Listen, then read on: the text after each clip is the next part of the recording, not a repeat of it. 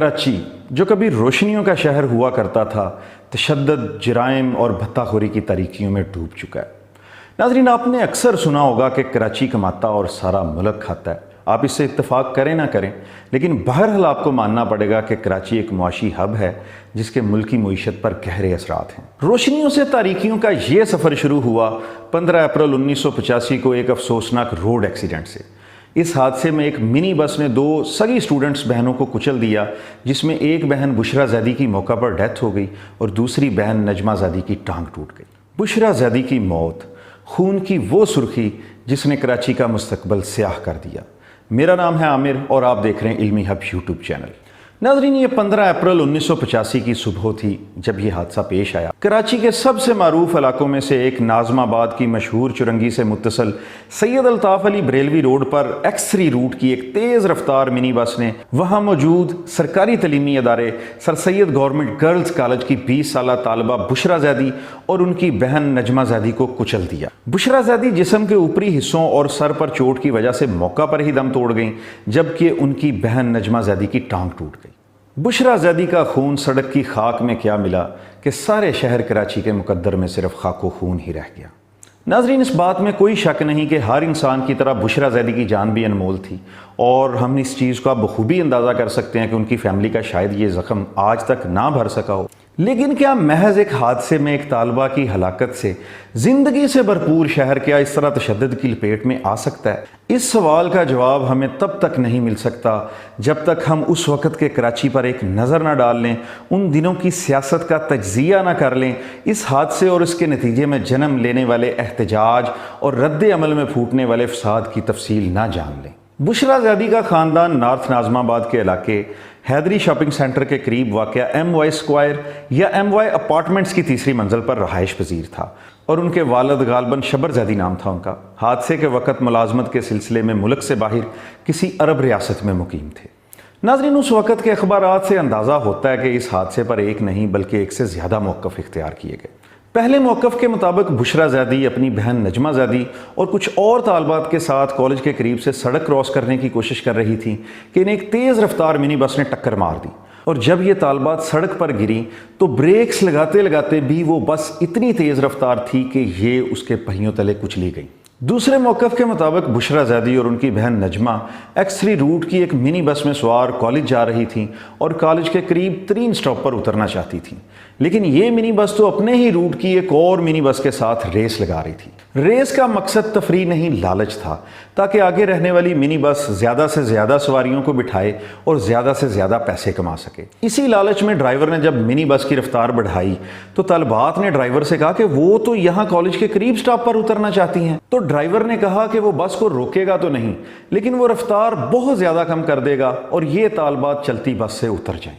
جب منی بس کی رفتار کچھ کم ہوئی تو بشرا زیدی، ان کی بہن نجمہ اور کچھ اور طالبات نے چلتی ہوئی منی بس سے اترنے کی کوشش کی، اور اسی کوشش میں لڑکھڑا کر سڑک پر گر گئیں، جس سے پہلے بشرا زیدی اور بعد میں ان کی بہن نجمہ اس ہی بس کے پچھلے پہیوں کے نیچے کچلی گئیں۔ ناظرین، اس حادثے کے حوالے سے تیسرا موقف کراچی پولیس کے اعلیٰ افسران نے دیا ہے۔ ان کے مطابق بشرا زیدی اور ان کی بہن نجمہ جب اپنی منی بس سے اتریں تو ایکس3 روٹ کی پیچھے سے آنے والی کسی اور تیز رفتار منی بس نے ان کو کچل دیا۔ بہرحال ہوا کچھ بھی، انہونی ہونی ہو چکی تھی۔ پھر اس کے بعد کراچی بالکل بدل گیا۔ سید الطاف علی بریلوی روڈ پر بہنے والے بشرا زیدی کے خون کا تاوان ہزاروں جانوں سے ادا کرنے والا کراچی آج بھی مکمل محفوظ نہیں سمجھا جاتا۔ ناظرین، جب اس طرح کا کوئی ایکشن عوام کی طرف سے دیکھنے کو ملتا ہے تو وہ کسی ایک ایکشن کی وجہ سے نہیں ہوتا، بلکہ ایک لمبی چین آف ایکشنز ہوتی ہے جس کے ریئیکشن میں اس طرح کی تباہی ہوتی ہے۔ میں آپ کو ایک مثال سے سمجھانے کی کوشش کرتا ہوں کہ ایک بہت بڑا ڈائنامائٹ کا پہاڑ ہو اور میں وہاں پہ ایک ماچس کی تیلی جلاؤں جس سے بلاسٹ ہو جائے، تو یہ بلاسٹ اس ماچس کی تیلی سے نہیں ہوا، بلکہ یہ بلاسٹ اس لیے ہوا کہ وہاں پر پہلے سے ایک ڈائنامائٹ کا پہاڑ موجود تھا۔ یہ ماچس کی تیلی جلانا صرف ایک بہانہ بنا۔ بالکل اسی طرح کراچی کے شہریوں اور ٹرانسپورٹرز کے درمیان پہلے سے ایک کشیدگی موجود تھی، لیکن اتنی نمایاں نہیں تھی جتنی اس حادثے کے بعد ہوئی۔ نوجوانوں میں عمومی تاثر تھا کہ پبلک ٹرانسپورٹ میں سفر کے دوران خواتین خصوصاً کم عمر اور نوجوان خواتین سے بدسلوکی اور بد تہذیبی روز کا معمول بن گئی ہے۔ شاید یہی وجہ تھی کہ اس وقت شہریوں اور پبلک ٹرانسپورٹ کے ڈرائیورز، مالکان، عملے اور پبلک ٹرانسپورٹ کی مختلف تنظیموں کے درمیان ایک کشیدگی پہلے ہی سے موجود تھی، مگر ویسی نمایاں نہیں تھی جیسی اس حادثے کے بعد ہو گئی۔ اب چاہے اتفاق کہہ لیجئے کہ جس منی بس نے بشرا زیدی کو کچل کر ہلاک کر دیا تھا اسے بھی ایک پشتون یا کشمیری ڈرائیور ہی چلا رہا تھا۔ ناظرین، سر سید کالج کے آس پاس کئی اور تعلیمی ادارے بھی واقع تھے۔ بالکل ہی برابر میں گورنمنٹ گرلز کالج کی عمارت تھی، ذرا ہی فاصلے پر عثمانیہ کالج تھا، کچھ ہی دور طلباء کے لیے مخصوص سٹی کالج، اس سے چند 100 گز دور مخلوط تعلیمی ادارہ پریمیئر کالج، اور پھر سڑک کے عین دوسری جانب طلباء کے لیے گورنمنٹ کالج فار مین تھا۔ یعنی ایک ہی سڑک پر 5 اور دوسری طرف چھٹا کالج تھا۔ آس پاس کئی اور سکول بھی تھے جن میں طلباء و طالبات دونوں ہی زیر تعلیم تھے۔ سر سید کالج کی اس وقت کی ایک طالبہ کے مطابق واقعے کی اطلاع جنگل کی آگ کی طرح پھیلی، اور دیکھتے ہی دیکھتے آس پاس کے تمام ہی تعلیمی اداروں سے طلباء و طالبات ہزاروں کی تعداد میں سر سید گورنمنٹ گرلز کالج کے سامنے عین جائے حادثہ پر جمع ہو گئے۔ ان ہزاروں طلباء و طالبات کی اکثریت قریبی علاقوں ناظم آباد، رضویہ، پاپوش نگر، نارتھ ناظم آباد، حیدری اور دیگر علاقوں سے ان تعلیمی اداروں میں آتی تھی، لہٰذا یہ خبر ان علاقوں میں بھی فوراً پہنچ گئی۔ کیونکہ اس وقت موبائل یا ڈیجیٹل کمیونیکیشن یا live T V news channels تو تھے نہیں، تو جیسے جیسے یہ خبر رہائشی آبادیوں میں پہنچی، اس صورتحال میں پھنسی اسٹوڈنٹس کو لینے کے لیے ان کے پریشان حال والدین یا بھائی بہن کالج کے مرکزی دروازے پر جمع ہونا شروع ہو گئے، اور یوں کچھ ہی دیر میں ایک اتنا بڑا مجمع جمع ہوا جس سے نمٹنا اس صورتحال میں قطعاً آسان نہ رہا۔ مشتعل ہجوم، جن میں طلباء کی ایک بہت بڑی تعداد تھی، ان کی جانب سے جلد ہی گاڑیوں پر پتھراؤ شروع ہو گیا اور صورتحال قابو سے باہر ہوتی چلی گئی۔ ہنگامہ آرائی اور ہجوم کے اشتعال کو بھانپتے ہوئے چرنگی سے گولی مار، جو اب گل بہار کہلاتا ہے، سڑک کی دونوں جانب پھیلے ہوئے کافی بڑے بازار کے دکانداروں نے بھی عافیت اسی میں جانی کہ کاروبار بند کر کے محفوظ انداز میں انتظار کیا جائے اور دیکھا جائے کہ اب ہونے کیا جا رہا ہے۔ آہستہ آہستہ معاملہ اس قدر مخدوش ہوا کہ ہجوم میں شریک مشتعل عناصر نے آتی جاتی کسی بس یا شاید بشرا زیدی کے حادثے کی ذمہ دار منی بس کو ہی نظر آتش کر ڈالا۔ بس پھر کیا تھا، جب ایک گاڑی کو آگ لگا دی گئی تو اس کے بعد نہ تو کوئی گزرتی گاڑی محفوظ رہتی ہے اور نہ ہی کوئی تاخیر سے بند ہونے والی دکان، اور یہی ہوا۔ ناظرین، واقعہ ہوتے ہی ڈرائیور موقع سے فرار ہو گیا۔ یہ واقعہ گل بہار تھانہ کی حدود میں ہوا، جو اس وقوع والی جگہ سے ذرا ہی دور واقع تھا۔ اگر حادثے کے بعد ڈرائیور فرار نہ ہوتا اور پولیس اسے گرفتار کر لیتی، یا پھر ٹرانسپورٹ اتحاد کے رہنما و قائدین بشرا زیدی کے خاندان سے فوری طور پر ہمدردی کا اظہار کرتے، تو بھی شاید معاملہ سلجھ سکتا تھا۔ لیکن ہوا اس کے الٹ۔ موقع پر بھیجی جانے والی پولیس نے مشتعل ہجوم پر قابو پانے کے لیے لاٹھی چارج اور گرفتاریاں شروع کیں، تو بعد صرف ناظم آباد چرنگی سے لسبیلا جانے والی نواب صدیق علی خان روڈ یا لیاقت آباد سے پاک کلونی جانے والی سید الطاف علی بریلوی روڈ تک محدود نہیں رہی۔ پولیس سے ہونے والی جھڑپوں میں کئی طلباء زخمی اور درجنوں کو گرفتار کر لیا گیا۔ آس پاس کے علاقوں میں بھی پرتشدد واقعات رونما ہونے لگے، اور پولیس ان مظاہرین یا مشتعل احتجاجی مجمع کے تعاقب میں گلی محلوں میں جا پہنچی۔ صحافیوں اور تجزیہ نگاروں کے مطابق ذرا ہی دیر میں بظاہر یہ اچانک شروع ہونے والا احتجاج پولیس کی شیلنگ، لاٹھی چارج اور ہجوم کے خلاف طاقت کے زبردست استعمال کی وجہ سے منظم لسانی فساد کی شکل اختیار کر گیا۔ یہ ہنگامہ آرائی گولی مار ناظم آباد، نارتھ ناظم آباد اور لیاقت آباد تک پھیل گئی، جبکہ اورنگی ٹاؤن اور بنارس جیسے علاقوں میں بھی تواتر سے احتجاج کے واقعات رونما ہوئے، جس کی وجہ سے آس پاس کے علاقوں ناظم آباد، فردوس کلونی، خاموش کلونی، پاپوش نگر سے لے کر قصبہ علی گڑھ، اورنگی ٹاؤن اور پہاڑ گنج جیسے علاقوں میں اردو بولنے والی مقامی آبادی اور انہی علاقوں میں آباد غیر مقامی، جن میں زیادہ تر پشتون تھے، ان کے درمیان ایک کشیدگی کا ماحول پیدا ہو گیا، اور دیکھتے ہی دیکھتے تشدد کے چھوٹے چھوٹے واقعات بڑے بڑے منظم حملوں میں بدلنے لگے۔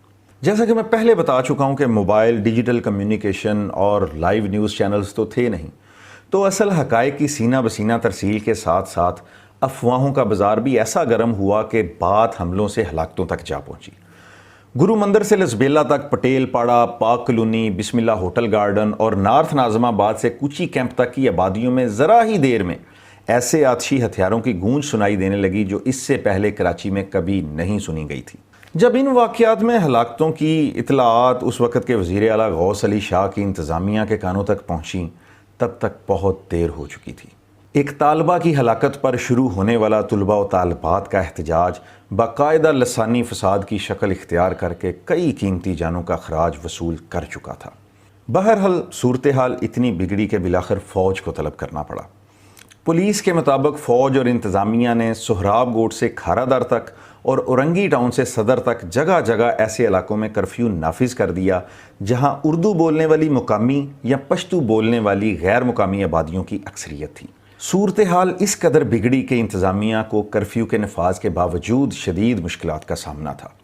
ہر قسم کی تجارتی و کاروباری سرگرمیاں معطل ہو گئیں، لیکن پھر بھی جائیداد و املاک کو شدید نقصان پہنچایا گیا۔ کرفیو کے نفاذ سے خوراک اور دیگر اشیاء ضرورت کی بھی شدید قلت پیدا ہو گئی، جبکہ تمام تعلیمی ادارے بھی غیر معینہ مدت تک کے لیے بند کر دیے گئے، مگر حملوں اور ہلاکتوں کا سلسلہ بلا تعطل جاری رہا۔ اس کے بعد پوری آبادیوں پر بھرپور و منظم حملے شروع ہوئے اور ہر جانب سے موجود یا دستیاب یا اچانک دستیاب ہو جانے والے جدید و خودکار آتشی اسلحے کا آزادانہ استعمال شروع ہوا۔ کچھ لوگوں کے مطابق انہی فسادات کے دوران اورنگی ٹاؤن کے علاقے میں پہلی مرتبہ ٹیوب لائٹ بمب استعمال کیا گیا۔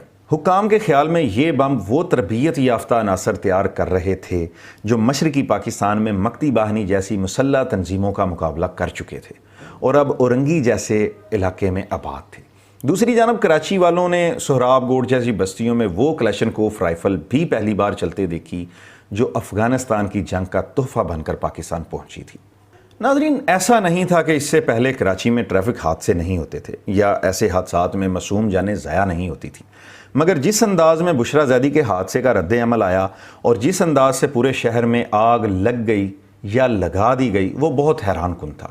1970 کی دہائی کے اختتام تک بھی کراچی یا اس کے مضافات میں کہیں دور دور تک فرقہ واریت، عدم برداشت یا طاقت و تشدد کا نام و نشان بھی نہیں تھا۔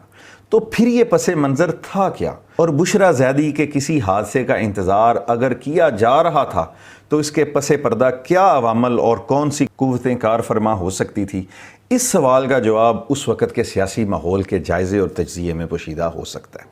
ناظرین، 5 جولائی 1977 کو اس وقت پاکستان کی فوج کے سربراہ جنرل ضیاء الحق نے وزیر اعظم ذوالفقار علی بھٹو کا تختہ الٹ کر مارشل لا نافذ کر دیا۔ تب بھی ذوالفقار علی بھٹو کے نافذ کردہ کوٹا سسٹم کے تحت اہل کراچی کو میرٹ پر قابلیت کی بجائے کوٹا سے ملازمت اور تعلیمی اداروں کے داخلے میں حصہ ملتا تھا۔ سرکاری ملازمت اور تعلیمی اداروں میں داخلے کے لیے قابلیت کی بجائے رہائشی علاقے کو فوقیت دی جاتی تھی۔ کوٹا سسٹم بنانے کی وجہ یہ بتائی گئی تھی کہ کراچی یا سندھ کے شہری علاقوں میں کیونکہ تعلیم یافتہ اور زیادہ قابل آبادی رہتی ہے، اس لیے تمام داخلے یا ملازمتیں کراچی یا سندھ کی شہری آبادی میں ہی بٹ جاتی تھیں۔ ملک کے دیگر علاقوں کے لوگ محروم رہ جاتے تھے، جبکہ شہری آبادی کے بڑے حصے کا خیال تھا کہ کوٹا سسٹم جیسی ناانصافیاں اس لیے ہوتی ہیں کہ سندھ کی اردو بولنے والی اس آبادی کی اپنی کوئی سیاسی نمائندگی نہیں۔ ایسے میں ہی دراصل اختر رضوی اور رئیس امروہوی جیسے ممتاز شہریوں نے کراچی کے نوجوانوں کو اپنی سیاسی نمائندہ سیاسی تنظیم بنانے کا خیال پیش کیا۔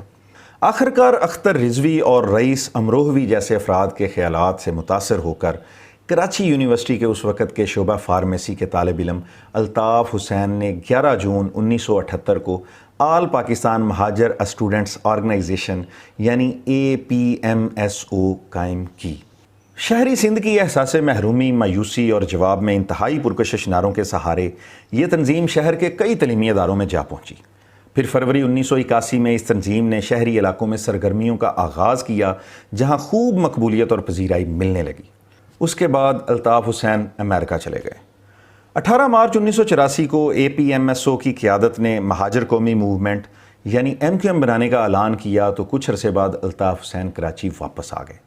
ناظرین، تب تک بھی ذوالفقار علی بھٹو کا تختہ الٹ کر مارشل لا نافذ کرنے والے جنرل ضیاء الحق کی فوجی حکومت کو ملک بھر میں عوامی حمایت حاصل نہیں تھی اور ضیاء حکومت سیاسی حمایت اور پذیرائی کی متلاشی تھی اور سیاسی دوست تلاش یا پیدا کرنا چاہتی تھی۔ اسی اثنا میں بشرا زیدی کا حادثہ رونما ہوا۔ جنرل ضیاء کی حکومت پیپلز پارٹی کے گڑھ یعنی سندھ، خاص طور پر صوبے کی شہری علاقوں میں ذوالفقار علی بھٹو کی پیپلز پارٹی کا زور توڑنا چاہتی تھی۔ اس مقصد کے لیے بشرا زیدی کا حادثہ کافی مددگار ثابت ہو سکتا تھا۔ شاید جنرل ضیاء انتظامیہ کو یہ نظر آیا کہ اگر سندھ کے شہری علاقوں میں پیپلز پارٹی کی مقبولیت توڑنے کے لیے لسانی سیاست کے نام پر تقسیم کی پالیسی اپنا لی جائے تو کراچی جیسے شہر میں پیپلز پارٹی کے خطرے کو ٹالا جا سکتا ہے۔ کچھ تجزیہ نگاروں کے مطابق ضیاء حکومت افغان جنگ کے ثمرات سمیٹنے کے لیے مسلسل اقتدار میں رہنا چاہتی تھی اور اسموتھ حکمرانی کے لیے پیپلز پارٹی جیسی سیاسی مخالف قوتوں کا خاتمہ ضروری سمجھا گیا۔ اب محض اس حکمت عملی پر عمل درآمد کے لیے موقع کا انتظار تھا۔ اس سلسلے میں سندھ کے شہری علاقوں میں پیپلز پارٹی ہی کے نافذ کردہ کوٹا سسٹم کی وجہ سے پائی جانے والی بے چینی اور احساس محرومی کو استعمال کیا جا سکتا تھا کہ اوپر سے یہ حادثہ پیش آ گیا۔ جنرل ضیاء کی فوجی حکومت نے سندھ کے شہری علاقوں میں پیپلز پارٹی کا زور توڑنے کے لیے بشرا زیدی کی ہلاکت کے واقعے کو پوری طرح استعمال کیا۔ ناظرین، اس سے پہلے کراچی میں جماعت اسلامی کو ایک طرح کی برتری حاصل تھی، مگر جب لسانی سیاست شروع ہوئی اور MQM کی مقبولیت شہری سندھ میں بڑھی تو جماعت اسلامی کو ناقابل تلافی سیاسی نقصانات کا اندازہ ہوا اور دونوں تنظیموں میں ٹرف وار یعنی علاقہ گیری کا آغاز ہوا۔ اسی دوران سہراب گوٹھ کے علاقے میں منشیات فروشوں کے خلاف قانون نافذ کرنے والے اداروں نے کارروائی کی۔ سہراب گوٹھ پشتون اکثریتی آبادی کا علاقہ تھا اور اس آپریشن کے فوراً بعد مہاجر اکثریتی آبادیوں علی گڑھ کالونی اور قصبہ کالونی میں فائرنگ کے ایسے پراسرار واقعات ہوئے جن میں درجنوں افراد مارے گئے اور اسے سہراب گوٹھ آپریشن کا رد عمل سمجھا گیا۔ اس کے بعد پشتون اور مہاجر آبادیوں میں شدید لسانی کشیدگی پھیل گئی جس کا زبردست فائدہ الطاف حسین اور ان کی MQM کو ہوا۔ ڈر اور خوف کی یہ فضا رد عمل میں MQM کو مضبوط کرتی چلی گئی۔ ناظرین، ضیاء ماشاء اللہ دور میں صرف بلدیاتی انتخابات ہوتے تھے تو نمائندگی سے محروم عام لوگوں کو MQM کے ذریعے اپنی سیاسی نمائندگی کی امید نظر آنے لگی۔ MQM نے ماحول کا فائدہ اٹھایا اور 8 اگست 1986 کو نشتر پارک میں ایک بڑا جلسہ کر کے طاقت کے مظاہرے کا فیصلہ کیا۔ کراچی والوں کو شعلہ بیان الطاف حسین میں اپنا جارح اور زبردست ترجمان دکھائی دیا۔ نشتر پارک جلسے کی کامیابی نے ہی ان کے لیے 1987 کے بلدیاتی انتخابات میں کامیابی کی ایسی راہ ہموار کی جس کا اندازہ تو شاید خود الطاف حسین اور ان کی تنظیم کو بھی نہیں تھا۔ ان انتخابات میں شاندار کامیابی کے نتیجے میں MQM نے تقریباً تمام نشستیں حاصل کیں اور ڈاکٹر فاروق ستار MQM کے پہلے میئر منتخب ہوئے۔ اسی فضا میں 1988 میں جب بہت طویل عرصے کے بعد ملک میں جماعتی بنیادوں پر عام انتخابات ہوئے تو MQM نہ صرف کراچی و حیدرآباد کی تمام نشستوں پر فاتح رہی بلکہ سندھ کے کئی دیگر شہری علاقوں میں بھی نشستیں جیت جانے میں کامیاب رہی۔ ناظرین، اس کے بعد ایک اور اہم واقعہ ہوا۔ حیدرآباد میں حیدر بخش جتوئی چوک پر ہونے والے جلسے میں جاتے ہوئے الطاف حسین کے قافلے پر سہراب گوٹھ کے قریب فائرنگ کا واقعہ ہوا جو ہمیشہ ایک معمہ بنا رہا۔ اس ایک واقعے میں حیدرآباد میں تقریباً 250 افراد ہلاک ہوئے اور بعد میں کراچی میں بھی فائرنگ کے واقعات میں تقریباً 150 کے لگ بھگ لوگ ہلاک ہوئے، مگر اس قتل عام کی وجوہات کبھی سامنے نہیں آ سکیں۔ ناظرین، 1988 کے انتخابات میں شہری سندھ پورا MQM اور دیہی سندھ مکمل طور پر پیپلز پارٹی کے پاس چلا گیا۔ پھر MQM اور پیپلز پارٹی نے مل کر صوبائی اور وفاقی حکومتیں تشکیل دیں۔ پھر اس کے بعد کراچی کے حالات پہلے جیسے کبھی نہیں ہوئے۔ کراچی بدل گیا۔ کراچی میں مختلف ٹائمز پہ آپریشنز بھی کیے گئے۔ الطاف حسین لندن میں خود ساختہ جلا وطنی کاٹ رہے ہیں، لیکن کراچی کی عوام آج بھی سڑکوں پہ بلکہ گھروں میں بھی محفوظ نہیں ہے۔ ناظرین، یہ تھی چھوٹی سی ویڈیو جس میں 1985 سے 1988 تک کراچی شہر کے حالات خراب ہونے کے تھوڑے سے فیکٹس بیان کیے گئے۔ امید کرتا ہوں ویڈیو آپ کو اچھی لگی ہوگی۔ اسی طرح کی انٹرسٹنگ ویڈیوز دیکھنے کے لیے میرے چینل کو سبسکرائب کر لیں۔ بہت جلد ایک نئی ویڈیو کے ساتھ حاضر ہوئیں گے۔ تب تک اپنا بہت سارا خیال رکھیے گا اور مجھے دعاؤں میں یاد رکھیے گا۔ اللہ حافظ۔